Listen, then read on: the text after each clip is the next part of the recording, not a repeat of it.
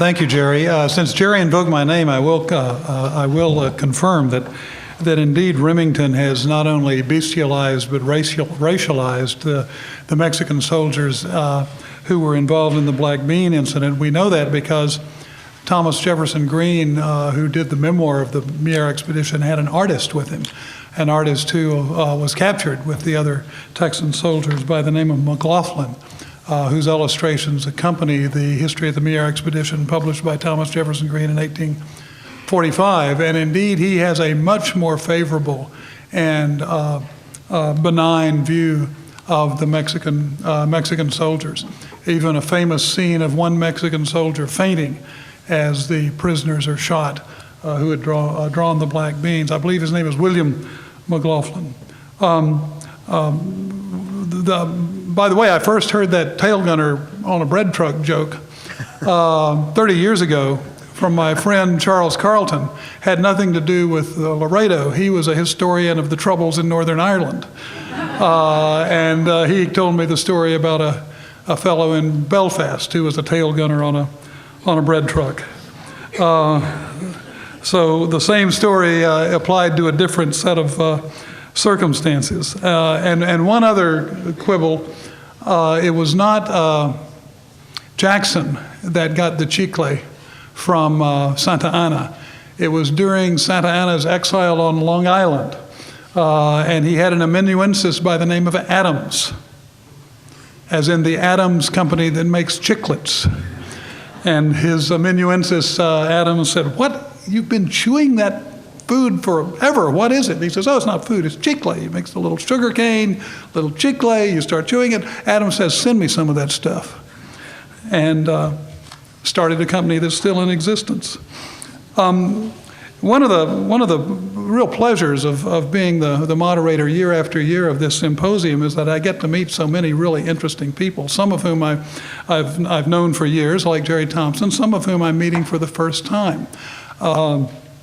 And that's Mark Stegmaier, although he shares some of my old stomping grounds in North Texas and Southern Oklahoma as a professor and former department head at Cameron University in Lawton, Oklahoma. I'm from Baja, Oklahoma, just across the river in Clay County, as some of you know.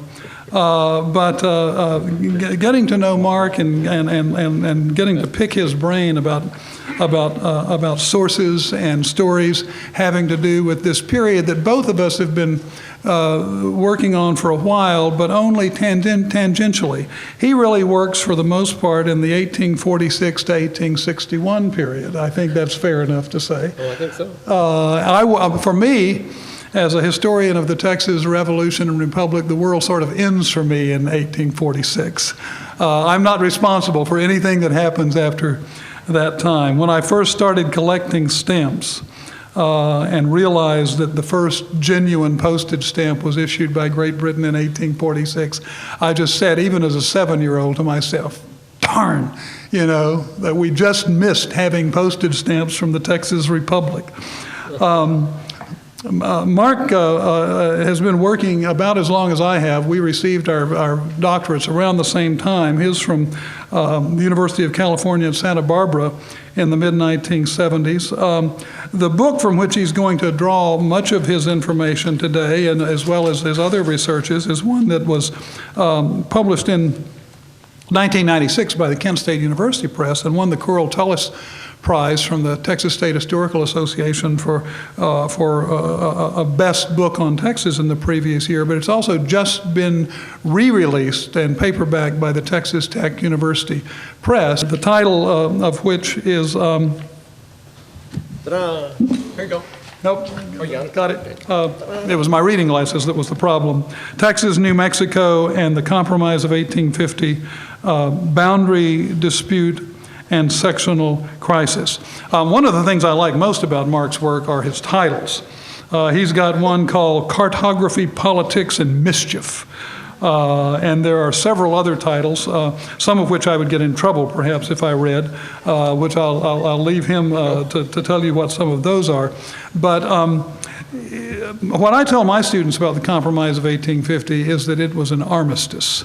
The people who were the people who were compromising were in the minority. The people who refused to compromise were in the majority. We will see if I've stolen his thunder or if he's going to disagree with me. But please welcome Dr. Mark Stegmaier from Cameron University.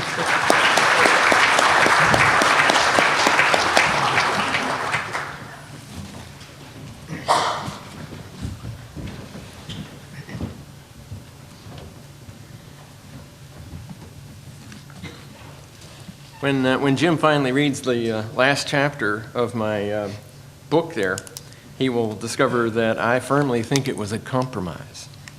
Okay. But anyway, oh, this little goodie. Okay.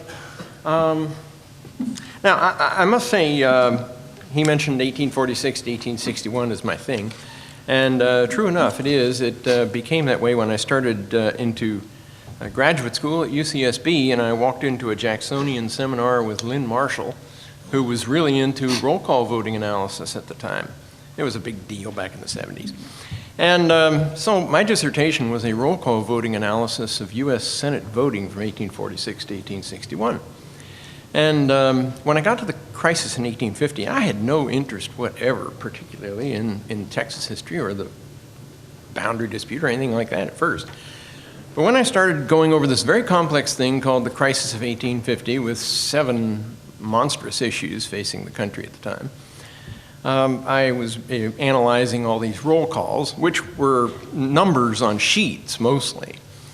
And most of it all made some sense because I could tell who was voting which way, and they were voting in the ways I expected them to. And then all of a sudden, I started analyzing this set of roll calls, which didn't make any sense to me. And there were 25 of them in the U.S. Senate out of these 500 and some roll calls in that total session. And there were 25 of them that all followed the same basic pattern. And what was really crazy about these roll calls was that you had in this particular set of roll calls, all the Southern disunionists of the time, all the Southern radicals, and all the Northern anti-slavery radicals, Free Soilers and Northern Whigs, voting together. And I thought, hey, this has to be crazy. So I started looking up just what all those votes were about. And I discovered they're all about the boundary dispute. And I thought, hell, that'd be good to go through. And so I went and started looking over all the stuff on the Compromise of 1850 that had been written to see just what the other historians had said about this so I could cite them. And I found out that they hadn't said anything about it, that they hadn't even recognized that it was important. And you'd be surprised how many textbooks in U.S. history have still not caught up with the boundary dispute. I have read textbooks in U.S. history on the 1850 crisis which will mention all these various issues, California, fugitive slave law, slavery in new territories, all that good stuff, and don't even recognize that the boundary dispute was part of it. I mean, there's a lag time. But anyhow, I ended up publishing my book in 1996, and I think I was able to prove pretty well that the boundary dispute was the heart of the crisis in Congress, certainly, in 1850. And more than that, I think it was the issue upon which depended more than any other single thing the fate of the Union and whether the North and the South might actually go to civil war in 1850. Now, the year after my book came out, and I'm glad I got mine out the year before this guy did, Michael Holt, very famous political historian at the University of Virginia, he came out with his gargantuan history of the Whig Party. You ever seen this thing? It's about 900 pages long. Yeah. Well, anyhow, Mike Holt came out, and he also came to the conclusion that, yes, the boundary dispute was the big deal. And more recently, partly based on my own book, a more popular historian, but a pretty good one, Fergus Bordewich, has recently written a book on the crisis of 1850, and he agreed that the boundary dispute, from his research, was the issue that really was what the fate of the Union depended upon at that point. So what I am going to do today is basically guide you through some maps and show you, first of all, just how confused the situation was on both sides. Of course, you're already familiar from having seen these maps up here in earlier discussions today, and I'm sure previously too, about the Texas claim of 1836. The Texas Congress passed their boundary law in December 1836, extending their boundary from the mouth of the Rio Grande all the way up to the sources of the Rio Grande, and then directly north from there to the 1819 Adams and East Treaty line with Spain. And of course that gives us what has been known as Imperial Texas. And they claimed, of course, in that everything lying east of the Rio Grande. And that included virtually all of the what you would call settled areas east of the Rio Grande, including Santa Fe, Albuquerque, Taos, all those areas. The Texans, of course, would attempt at various times to actually impose their will, unsuccessfully, as Jerry has just told you, on the people in Santa Fe. That would not be the last effort on the part of the Texans to do that kind of thing. But the boundary dispute between Texas and New Mexico basically begins here. And let me start with, to show you something about the ambiguities involved in this whole thing by moving on here. This is the map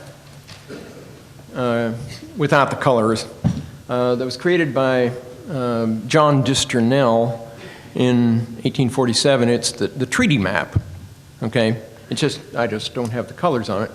But let me now hone in on one particular part of that map, and that's the Upper Rio Grande Valley area of it.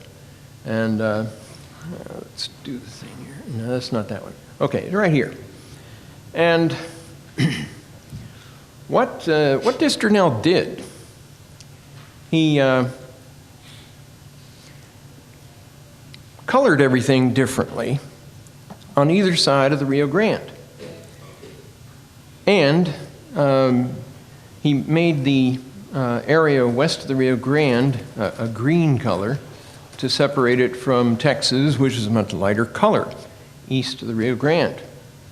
But it wasn't that simple for Disternell, because if you will notice on the map, over here where it is green, it says Nuevo Mexico, and then on the eastern side of it, it says O Santa Fe. Now, what is he trying to tell us? Well, on the one hand, by the coloring, that New Mexico's west of the Rio Grande. But on the other hand, when he's labeling it, he is saying that some of it is east of the Rio Grande. So Disternell's map is confusing. And those confusions continued in the 1840s. Let me go now to a version of things that the Missourians had. Of course, the Missourians were interested in the Santa Fe trade across the Santa Fe Trail, and they didn't particularly want the Texans involved in swiping any of that. So this is a map from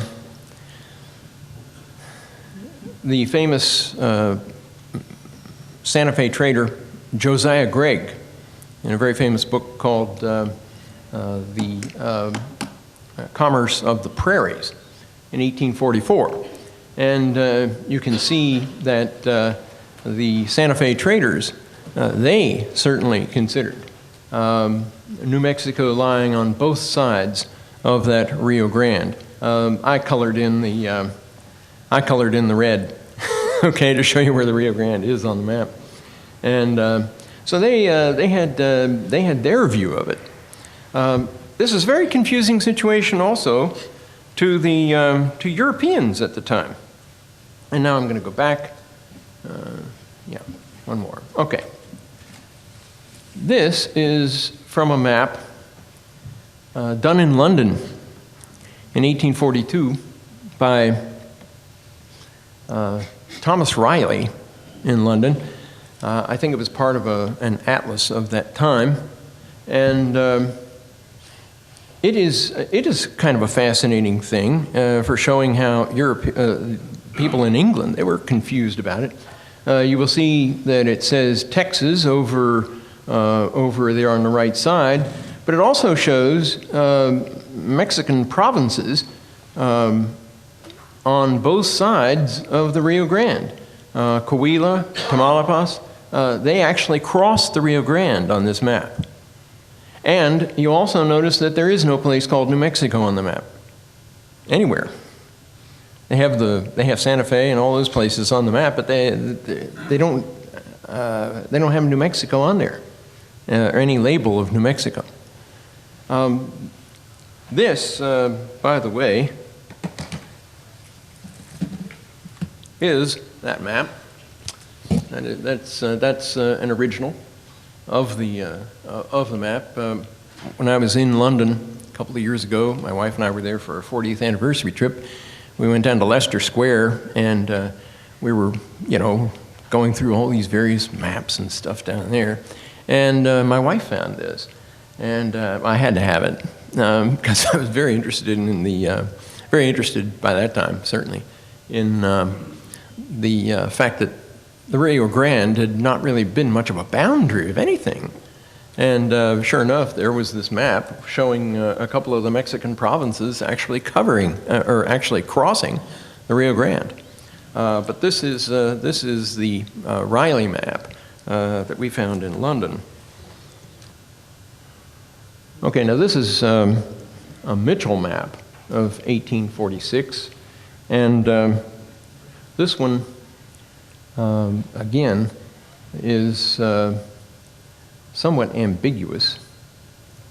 It shows Mitchell has New Mexico kind of right on the Rio Grande. He doesn't settle the issue one way or the other. So it was confusing to both. The whole issue at the time was quite ambiguous. It was quite confusing to map makers here and in London there at the time. And these are only a couple of examples. I mean, there are plenty of them that you possibly could use. Of course, none of this was confusing to the people in Santa Fe. They didn't consider themselves part of Texas, period. And they acted as part of a province of the Republic of Mexico. And in fact, they were quite happy to set up their own counties in the 1840s on both sides of the Rio Grande. I think I took this one from Robert Larson's book, The New Mexico Quest for Statehood. And you can see the line of the Rio Grande there, heading all the way up, and they set up their provinces over on the eastern side, and thumb their nose at Texas and the Texas claim. Now you might wonder this situation how President Polk would handle it.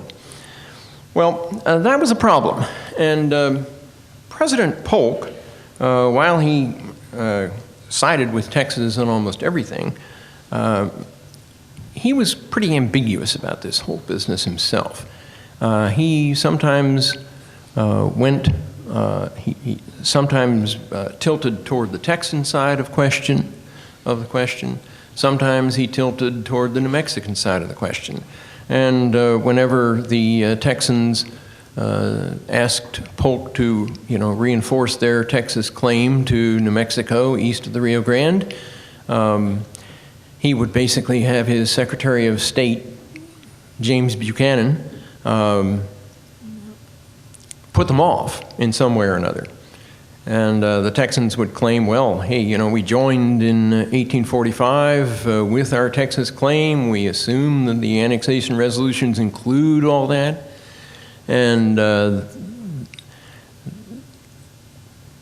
Buchanan would basically tell the Texans, well, you may have a real good claim and everything, but we got to settle it later. And it's really up to Congress and things like that. So the administration kept putting them off. Of course, the Texans have their own view of it. The Texans at the time, they wanted to enforce their claim. So, in March of 1848, the Texas legislature goes ahead and establishes Santa Fe County. Yeah, okay. It's an imperial area right by itself. And they not only established this thing, but they also sent an agent out there to Santa Fe. His name was Spruce Baird, and he was supposed to be the judge of the judicial district, the Texas judicial district out there. Well, this guy Baird, if you read much in New Mexico or Texas history, this guy was a person who looked after his own interest first and everything else second. He might have gone, once he went out there to Santa Fe, and the Colonel Washington at that time, Colonel Washington, was proved to be in no mood to turn his federal authority over in Santa Fe to this guy Baird. Baird figured out very quickly that the New Mexican Anglos there didn't want any part of him either. So he really changed colors, and he goes ahead and he settles down in Santa Fe, becomes a lawyer and a merchant, and does all his business interests, and gives up everything for Texas. He just doesn't do anything else about it.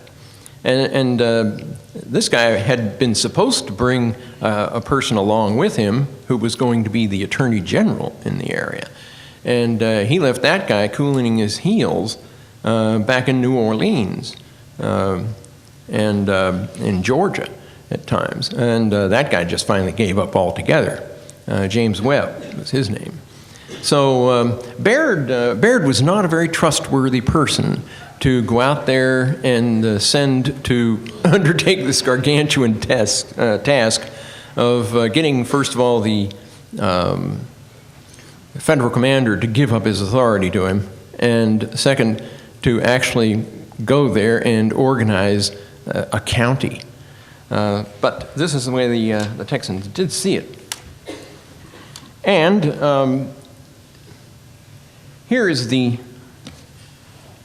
map in 1849 that the Texas General Land Office drew up, and they're selling copies of it out there in the at the booth of the General Land Office, I think, today. This is the inset from it that shows the whole Texas claim, and you get enough sense from my uncolored version of it here that the Texas, they have the Texas claim to everything east of the Rio Grande as a very different color than anything else in the region. Okay, so it continues to be a big problem. The issue comes up in Congress, of course, in the 30th Congress, and of course the Texas delegation did a good job of putting forth their case in the debates over these matters. They claimed, of course, that the annexation resolutions were their best support, and that they felt that the federal government was holding New Mexico for them as a trustee until they could actually send authorities there. All they needed was a few more authorities like Baird. Well, anyhow, they put forward those arguments. Northern anti-slavery guys, on the other hand, and also Thomas Hart Benton of Missouri. Horace Greeley, by the way, was in Congress, in this session of Congress, and Horace Greeley became very determined. He and Benton together became very determined to maintain the integrity of New Mexico. Well, they made arguments that were pretty good too. And that was, for instance, that the federal government had continued to maintain a consul at Santa Fe all this time. And they also referred to the drawback laws of Congress, which permitted goods imported into the United States and on which tariffs had been, import duties had been paid at a point of entry in the East Coast. Those goods were permitted to cross U.S. territory, but once they got to Santa Fe, those goods would be, the drawback would be given to them. There would be a refund of the import duties on those that had been paid in the United States, because Santa Fe would be foreign territory. And they also used the argument of uti possidetis in Latin, which means what you possess. Okay, and they argued that Texas can only claim what it actually possesses, and it never possessed this region. It never was able to take possession of it.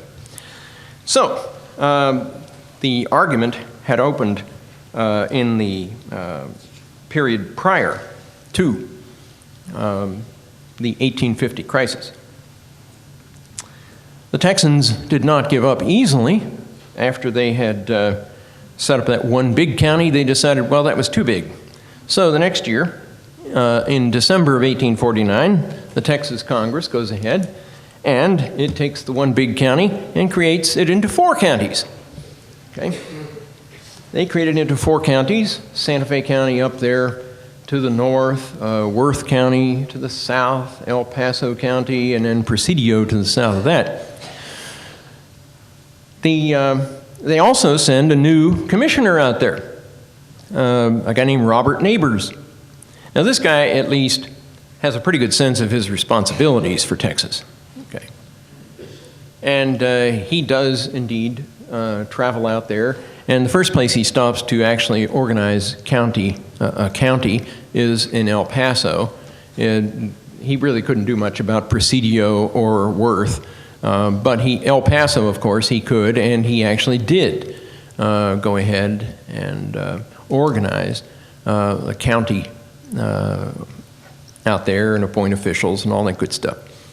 But that's where things start going wrong for him. He knew that he was going to have a hard time when he got up to Santa Fe anyway. But one of his underlings, there were 8 people with him, one of his underlings, a guy named William Coburn or Cockburn, you can pronounce it either way, but I don't know how he pronounced it. This guy had been a handyman at the Texas State Legislature and the doorkeeper there. And when he was at Doña Ana, which is a suburb of Las Cruces today, when he got to Doña Ana, this guy Cockburn, he suborned the commander of the post there, a guy named Captain Enoch Steen, with a Texas headright, granting this Enoch Steen hundreds of acres of ground there, supposedly owned by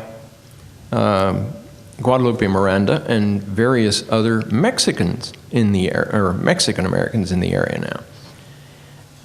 And anyhow, Steen was really delighted with all this. He was going to make himself rich, and he was talking about mineral deposits in the nearby hills. I mean, he had visions, and all sorts of people have visions in these days. Well, he had visions, And he was suborned by this. But all those Mexican people in that area, they quickly got together and they drafted a long protest about this thing. Coming through that area before neighbors left town was a George McCall, Colonel George McCall, and he was headed up to Santa Fe. Well, apparently, the Mexicans delivered this protest to George McCall so that he could carry it to Santa Fe. Neighbors knows nothing about this, knows nothing about the headwrite in the first place, which apparently was a swindle, okay, just a pure swindle on, I don't know how much Cockburn got away with, but it was a swindle. Anyhow, McCall goes up there and he gets to Santa Fe quite a bit before Mr. Neighbors does. So McCall was there on behalf of President Zachary Taylor. Now, President Zachary Taylor was the sort of person who didn't know anything about how to do politics in Washington, but he knew how to do the military thing. And so he worked through military officers. And he had his idea of solving the sectional crisis by going ahead and getting both California and New Mexico quickly admitted as states in the Union, which the Southerners certainly were not happy about when they heard about, especially New Mexico. And he sends this Colonel McCall out there as his agent. This guy is communicating directly with the White House through Colonel W.S. Bliss, who is Taylor's son-in-law and private secretary. Okay, all his communications in this time are with that guy. He wouldn't ordinarily be doing that. Well, anyhow, McCall is his secret agent, and he goes up there. Colonel Monroe, John Monroe, is now in charge at Santa Fe, and McCall and Monroe get together, and they start playing major politics in Santa Fe, and it gets really complicated then. By the time Neighbors arrives up there, they hate this guy because they blame him. They basically have it in mind that he's the one behind the headwrite. And Monroe wrote down to the this Commander Steen down there in Doñana saying, you know, what you've done, I mean, you're going to force these poor people to lose their lands. And that is a violation of the Treaty of Guadalupe, for one thing. Article 9. Well, anyhow, it was a mess. And Neighbors could get nowhere up in Santa Fe, so he ultimately withdraws and tells the Texas governor and legislature, you know, we're not going to get anywhere there until you actually send troops there, okay? So this was Texas's attempt to establish 4 counties. Now, in Congress,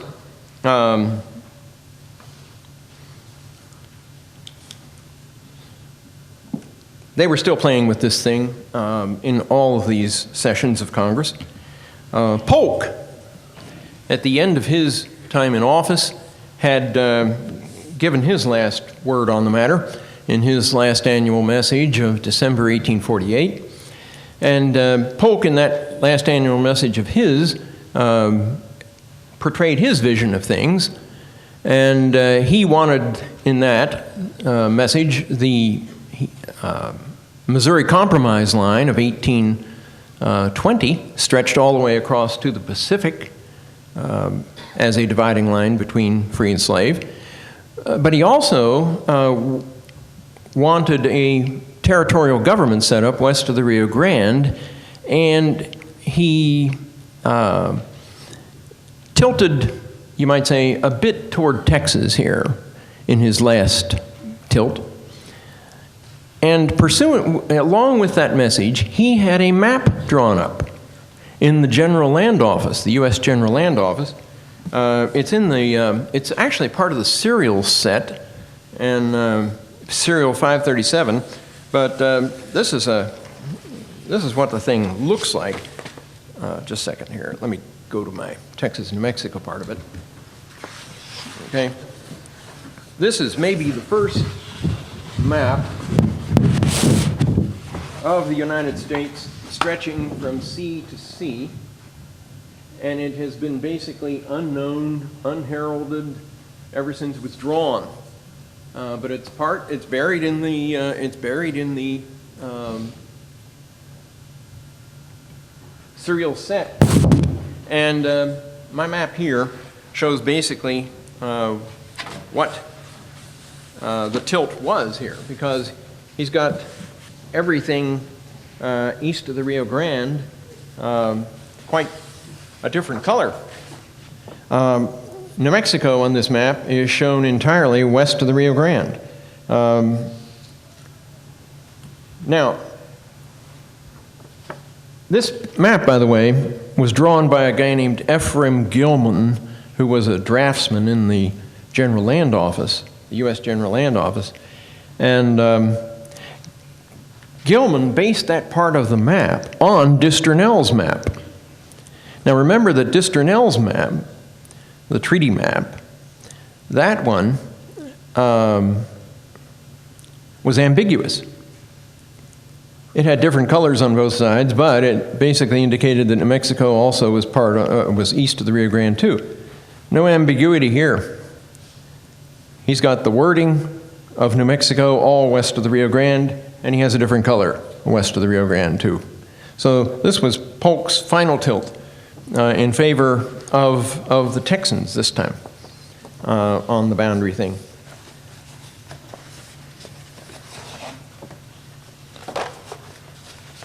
By the way, the archives, the National Archives people got one of these out of a volume. It was all folded up, and they flattened it out and then ran off copies and sent me one.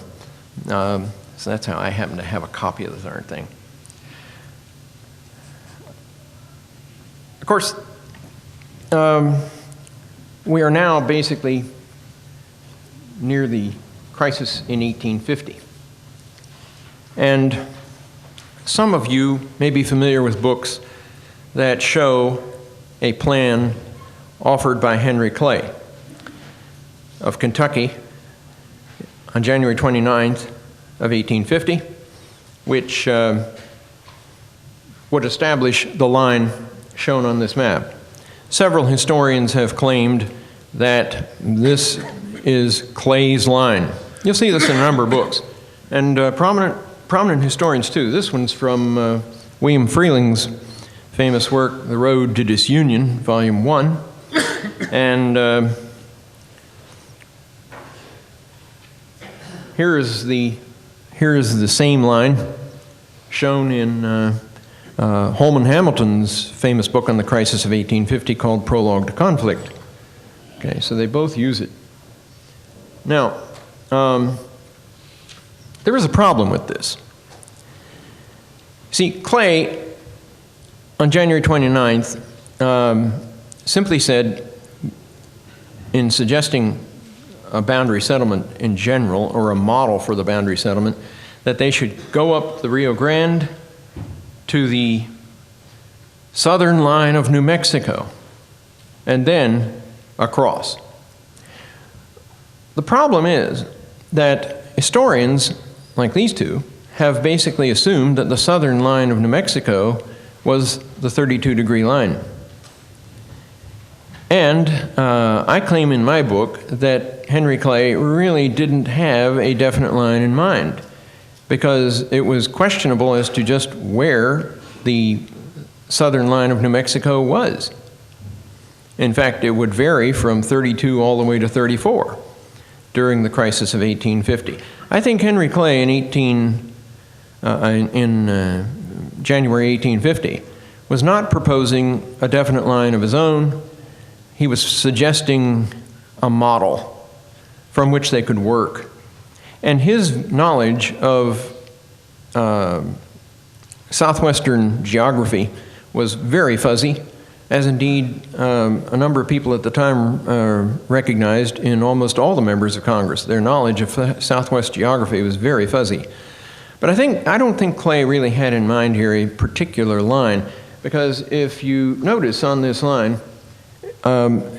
it would end up freeing all the slaves in North Texas if you divided it that way. And I don't think Henry Clay had any sense of trying to do that, because he's interested in devising a compromise that will hold the Union together, not one that will, raise all kinds of other issues.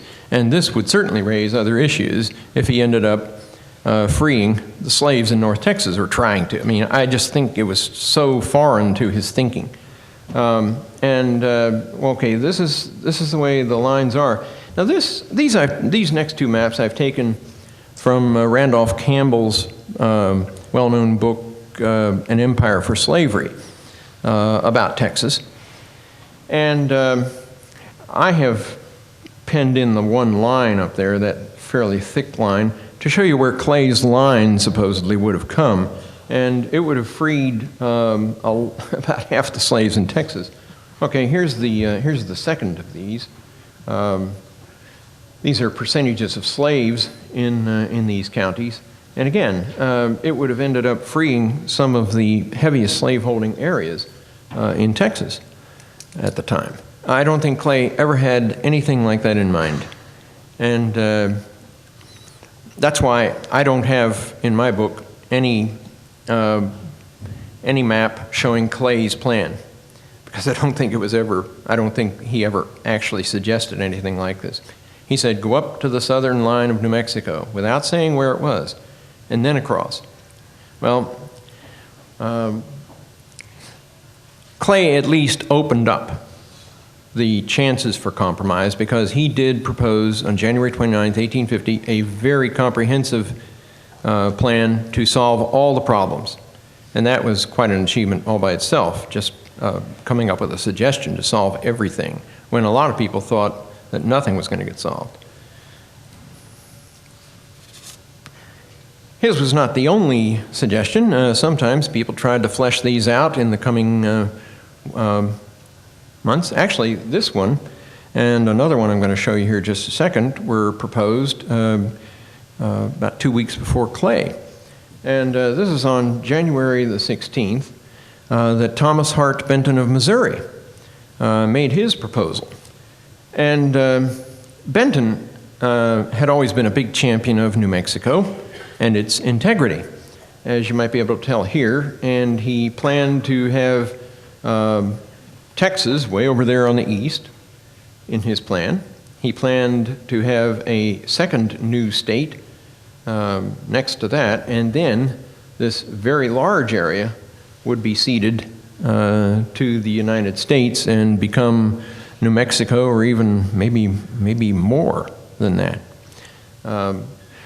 And he upstaged a guy who had been needling him for a while, a Mississippi senator who was a very pro-compromise guy named Henry Foote. And these two would be quite a pair in the U.S. Senate in 1850. Okay, Foote, you can see what he wants to do. He wants to create another state called Jacinto, or Jacinto, whichever. And then the large state of Texas there, encompassing everything east of the Rio Grande, and then a territory of New Mexico west of the Rio Grande entirely. A good southern view of things, but with an extra southern state.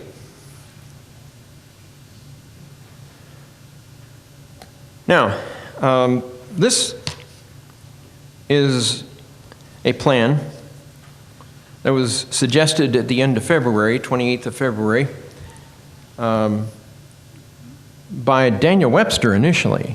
It's usually known as Bell's Plan, but in doing a lot of research in the various newspapers of the period, I found that a number of the newspaper correspondents discovered that actually Daniel Webster of Massachusetts, Senator Daniel Webster of Massachusetts, had devised this thing several weeks earlier and was going to offer it. Webster had already agreed with Henry Clay that he would support compromise, and I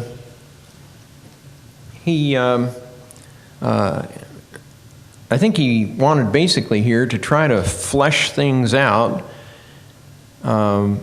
and with the idea of really garnering a lot of Southern support for this. And this kind of plan would indeed get a lot of Southern support. And what he does here, he wants Texas, and 2 new states south of the 34 line. And then the 34 line would be the southern end of, or the southern boundary of New Mexico. This seemed very, very pro-slavery as a plan to some of Webster's friends, though.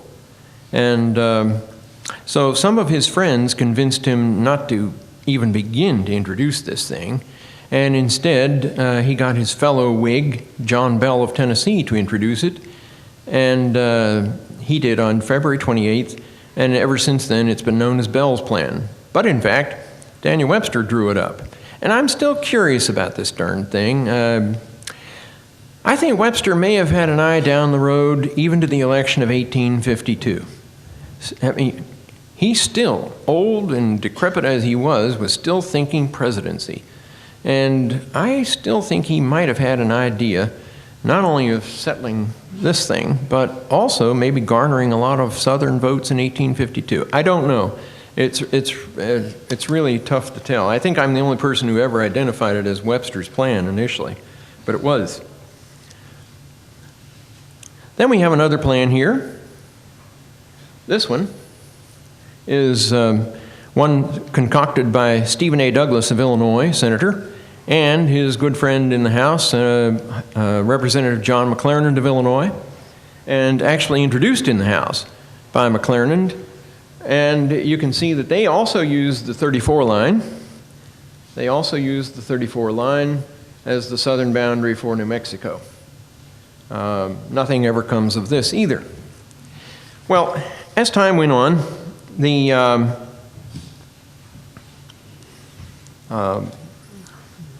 various elements out in New Mexico got into the act. Under the tutelage of Colonel John Monroe and Taylor's agent, Colonel George McCall, they went ahead and held a constitutional convention out there, and just prior to asking for statehood. And this is the boundary of New Mexico in their Constitution of 1850. As you can see, they wanted to bite off a lot of Texas east of the Rio Grande. And that is what they planned to do.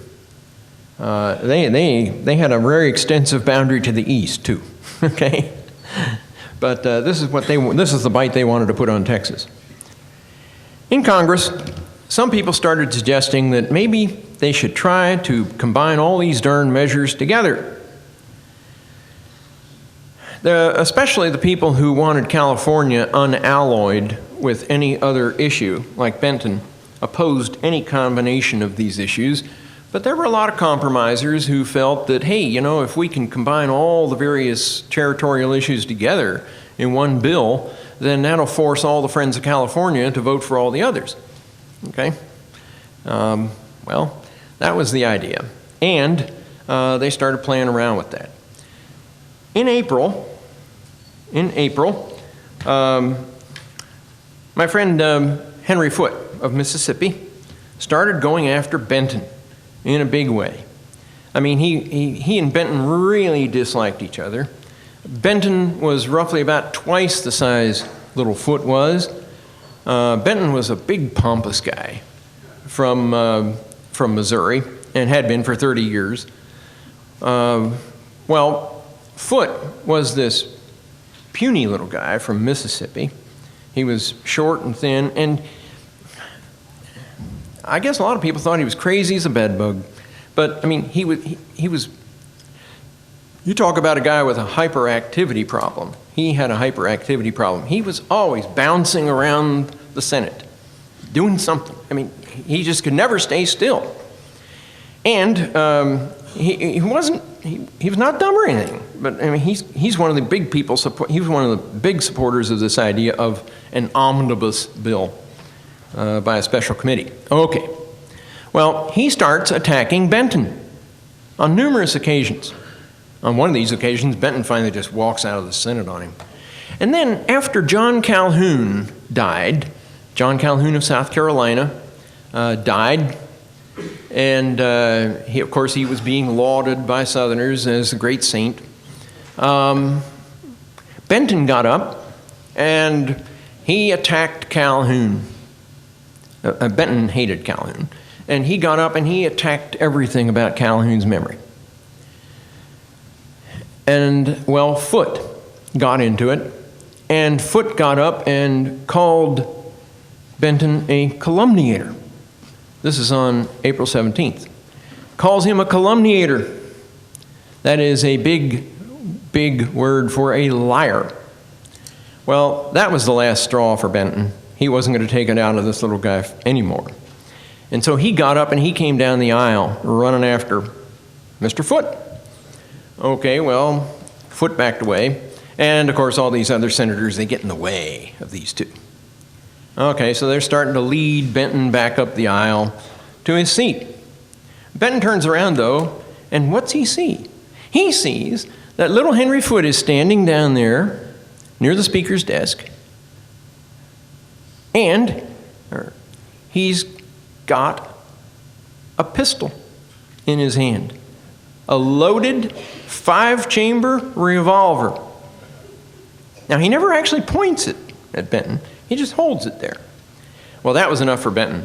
He was a very theatrical-minded guy, and he comes running back down the aisle. Oh, I want everybody to know a gun has been brought in here to assassinate me with, and he rips open his shirt and he says, "Shoot, assassin, shoot." I mean, he really did. Well, of course, again, everybody gets in the way of these two. But it scared the devil out of everybody at the time. And sure enough, the next day they voted to have this special committee because they were scared about this. They voted to have the special committee. I am still not sure that Foote didn't actually egg him on until he did something like that in order to get the committee appointed, but I can't do anything but even suggest that he might have done it for that purpose. It's hard to tell what's going on in Foote's mind sometimes. Okay, well, the Committee of 13 gets together, and the Committee of 13 finally, on the 8th of May, comes out with this plan. This is the diagonal plan. Okay, from 32 on up to the intersection of the Red River with the 100th degree of west longitude. And that becomes this part of the omnibus bill. That omnibus bill becomes subject of all kinds of debate, maneuver, votes, you name it, in the Senate until the end of July. A lot has happened in that point, in that period of time too, because General Taylor died, or President Taylor died from some gastric distress that he got at the 4th of July. Gastroenteritis, I think it was, and then they turned him over to the doctors and they bled him and blistered him and maybe killed him. They gave him calomel, which is mercury, which is bad enough. But anyhow, the poor guy died on July 9th. I think as long as he lived, there would have been no compromise because he didn't want any compromise. He wanted his plan, which was not going to go anywhere anyhow, but he couldn't work with Congress. Anyhow. He dies. When he dies, Millard Fillmore becomes president. Millard Fillmore, who had been listening to all this as vice president, was an experienced Whig politician from decades back. He's a pretty bright guy. He's not well known today as a president, but without him assuming the presidency, I don't think we would have had a compromise. He was a pretty intelligent guy, but he's one of these guys who likes to work behind the lines, and behind the scenes. He let people know in Congress he was in favor of a reasonable compromise. And he appointed Daniel Webster as his Secretary of State. And ultimately, what happens is that on July 31st, just when they think the omnibus might pass, the whole thing falls apart.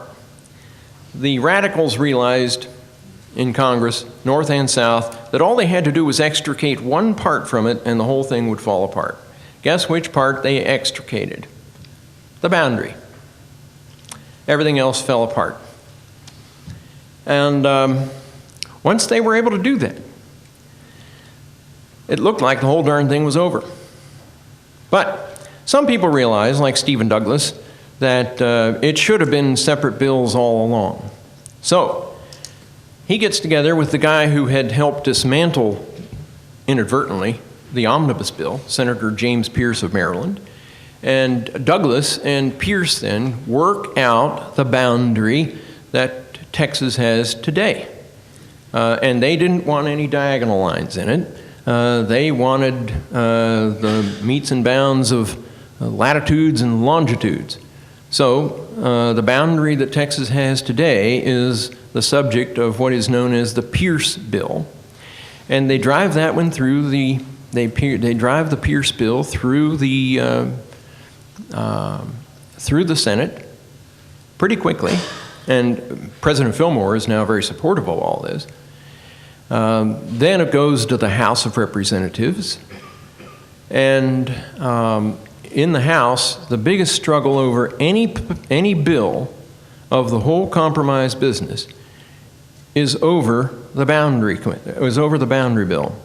And they concocted what they called the Little Omnibus. They combined the boundary settlement with a payment of money to Texas for giving up New Mexico to pay off its debt, and also the New Mexico territorial government.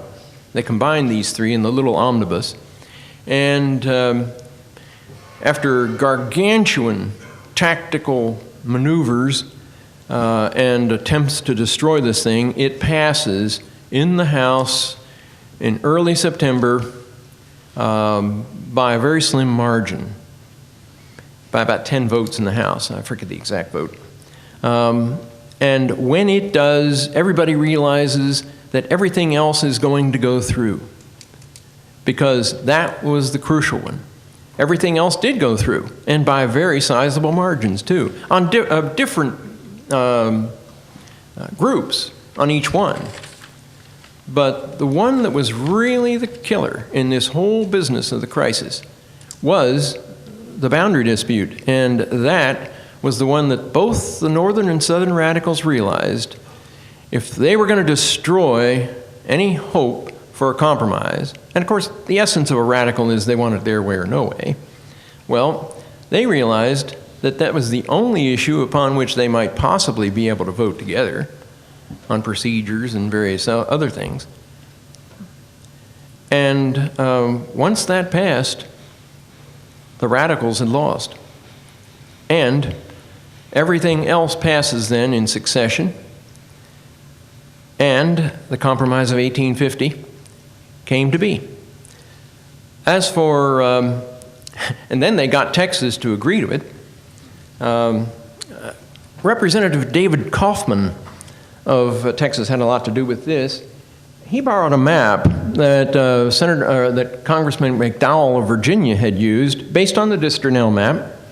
He had the General Land Office make more copies of this map that McDowell had them make, and I call it Kaufman's map. There are various copies here in Texas. This one I think is from the Dolph Briscoe Center, but I've seen it in the state archives too.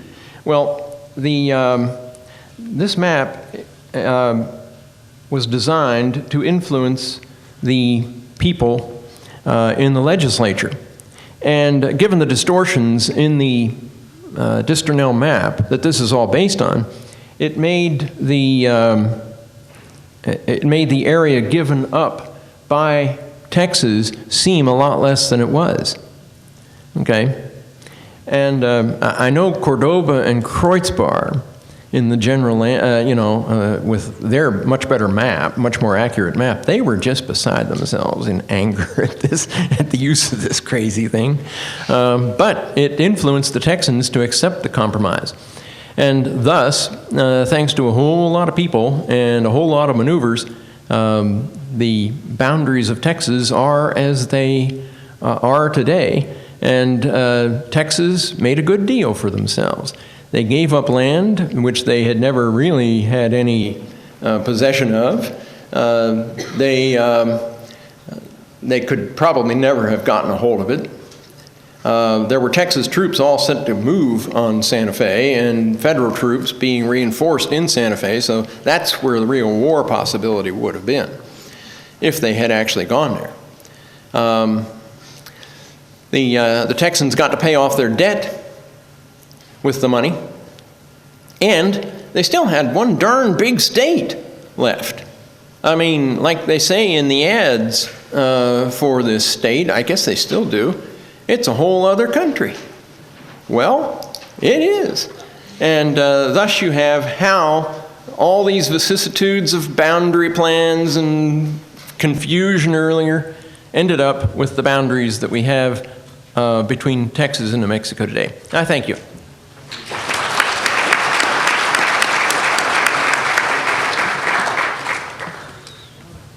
I hope we got some time left. Okay.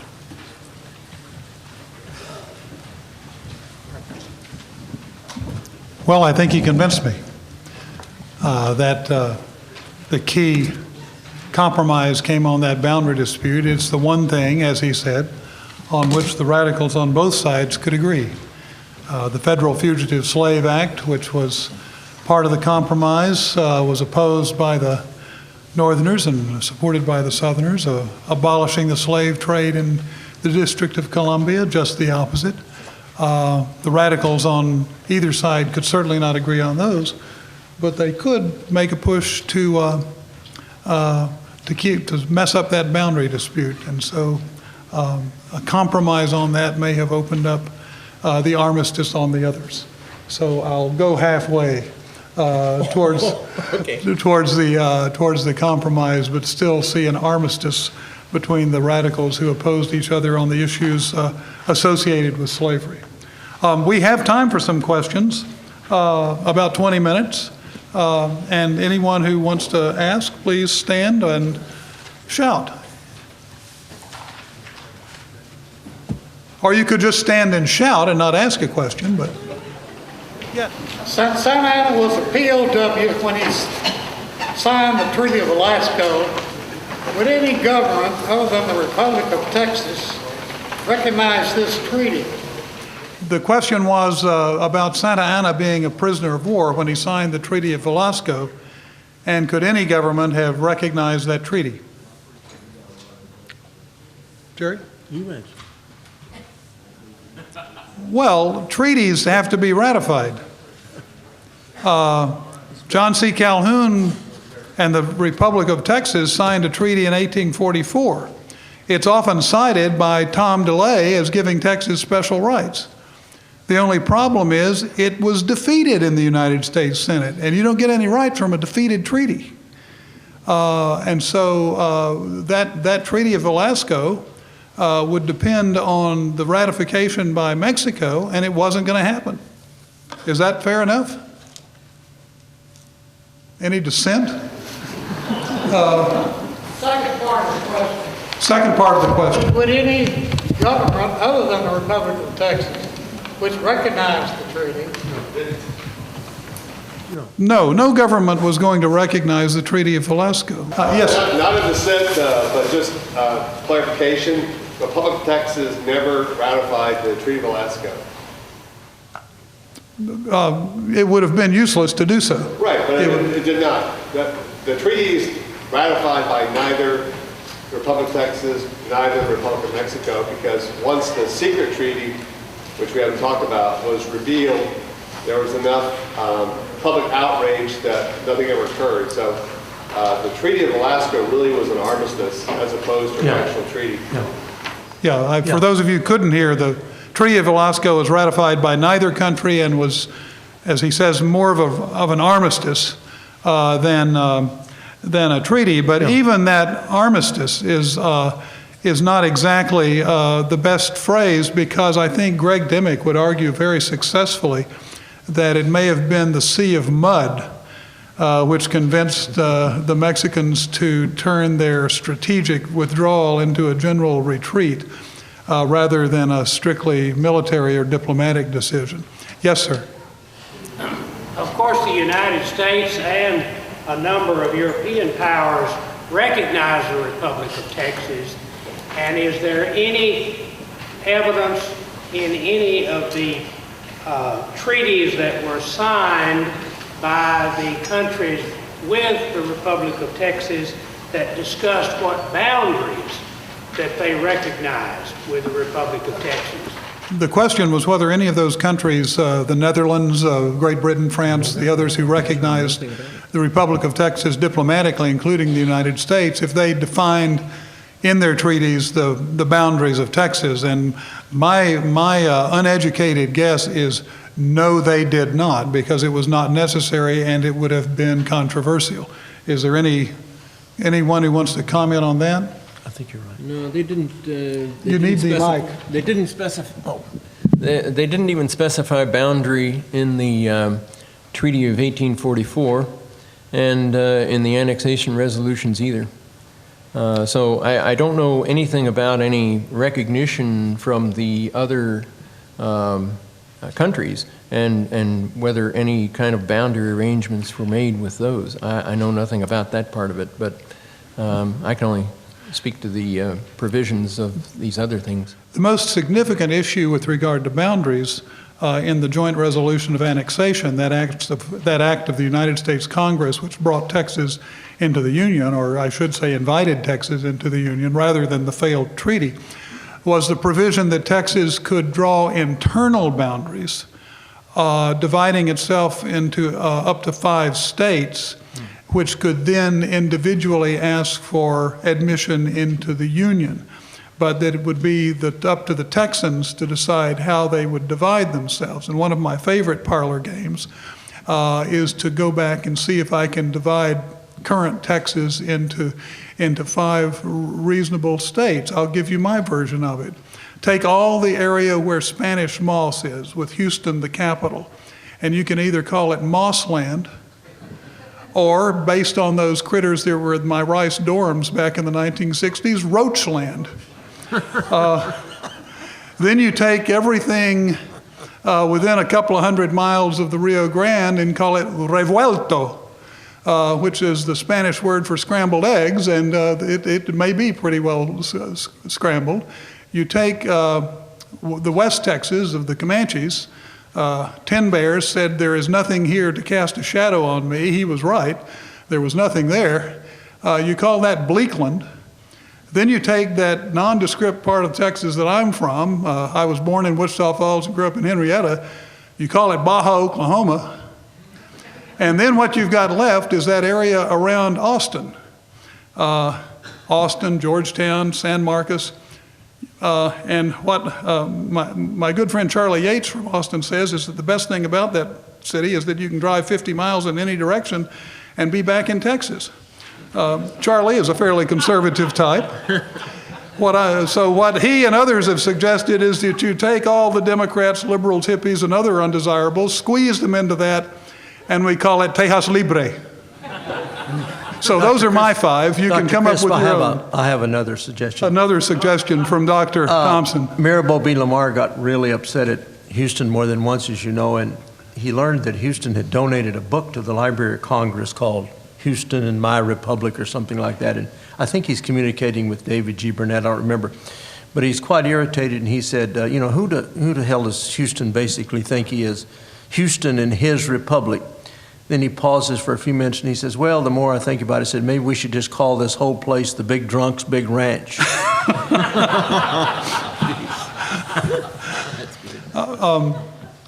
Houston and Lamar got together to create the Philosophical Society of Texas, which someone mentioned earlier today.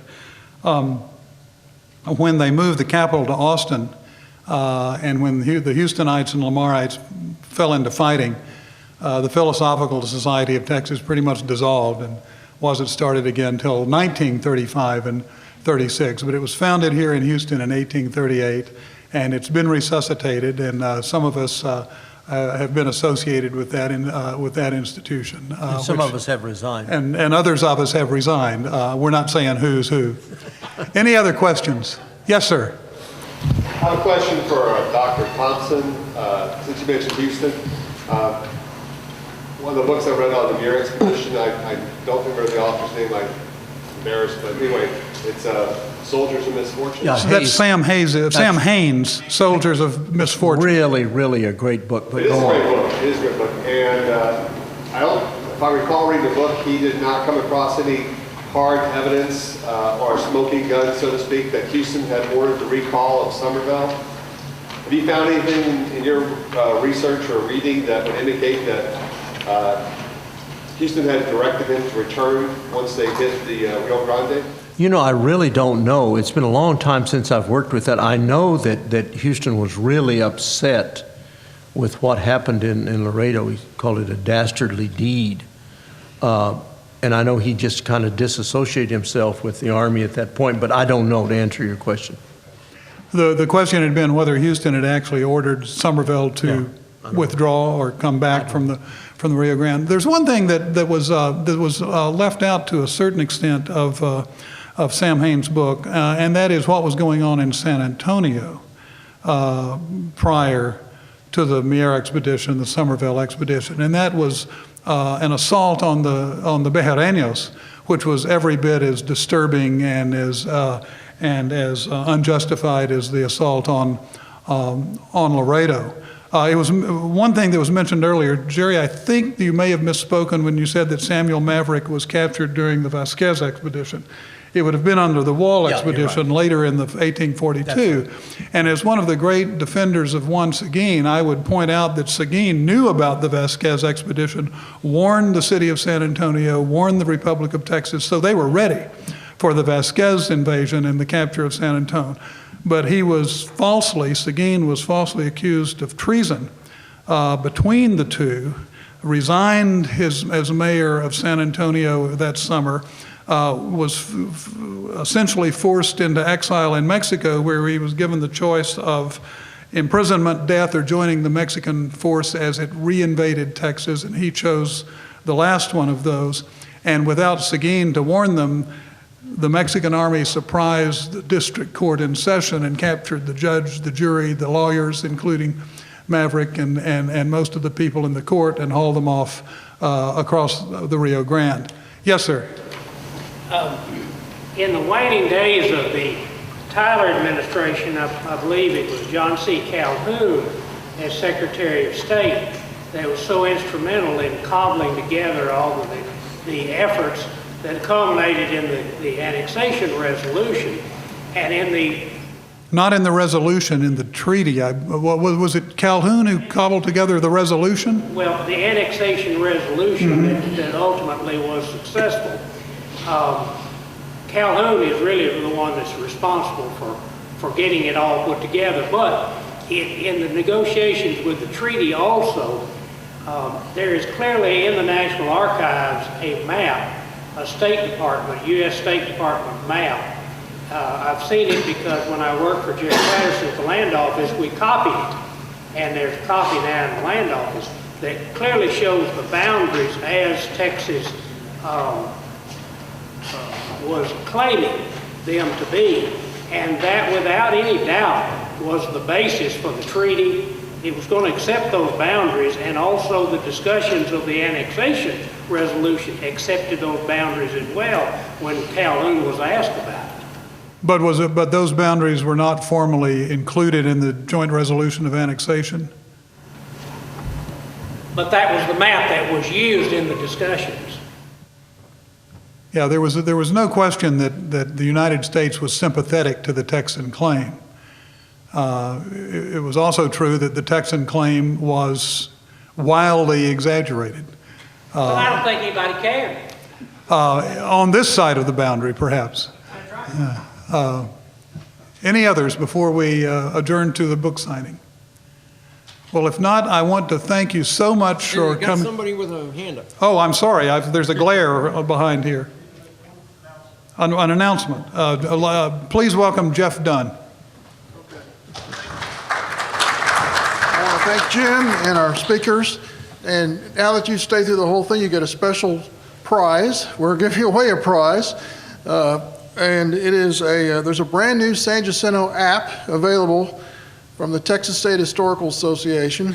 It's produced in conjunction with Joe Serra Media, and it's a multimedia enhanced ebook. It's got a couple of articles in it and panoramic views of the battleground. And what I'm going to do is I'm going to ask you a question. The person who comes closest to win, you have to have an iPhone or an iPad, by the way, to do this, to download it. And but the quiz is, how old was Santa Anna and how old was Sam Houston at the Battle of San Jacinto? And if you've got an iPad, iPhone, would like to answer the question? Yes. I'm going to say 41 and 43. Who was 41? Who was 43? Houston's 41, Santa's 43. Anybody else? Any other guesses? Well, ballpark like 1792. Okay, well, you're the closest. Actually, it was, Houston was 43, Santa Ana was 42. So you get it. You come up here and I'll give you the code. But that's it. Thank you very much for coming to our 2013 San Jacinto Symposium. Book signing will be up I here. could get close, but not as good. If you want to buy some books. Those who might want to sign books can come up to the table, and those who want them signed as well.